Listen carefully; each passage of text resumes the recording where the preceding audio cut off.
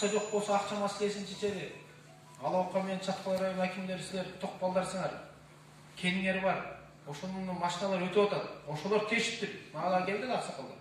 Жол жакшынакай эле ошолор келип туруп, жана оор машиналар келип талкуулады. Мен андай боло турган болсо ал жерден азыр буам аны деп баарын чогулттук. Чогултуп сүйлөшүп акча маселесин сунуштадык. Бизге мазут менен эле неме? Битум менен солярканы чечип бергиле. Биз техникабыз менен ашар жол менен бүтүрүп салалы ошол жердеги маселени көтөрүп элек. Битуму дагы кымбат экен, биз чече албайбыз деген кат келди.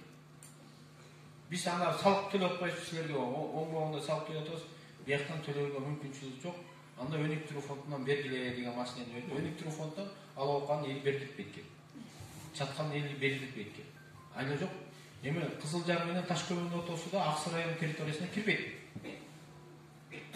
Кайта транспорт министрине бардык. Эмдиги жылкы планга киргизебиз, Кудай буйрса чечкенге аракет кылабыз деди. Азыр деп 12 немесине планына мен кол коюп бердим. 15 километр жерди ошол жерде киргизгенге. Эми маселе дальше бизде мындай да. Негизи райондук деңгээлде пландар түзөбүз, беребиз. Акчанын каражатына жараша кыскарып турган келип берет да. Анан ошого карата жазылат. Анан азырынча мен 1000 километр кылып бере алам деп айтуудан алысмын. Бирок биринчи көкүрөккө көк чайдай тийген бул ушул Кербен менен Ташкөбүн ортосундагы жол.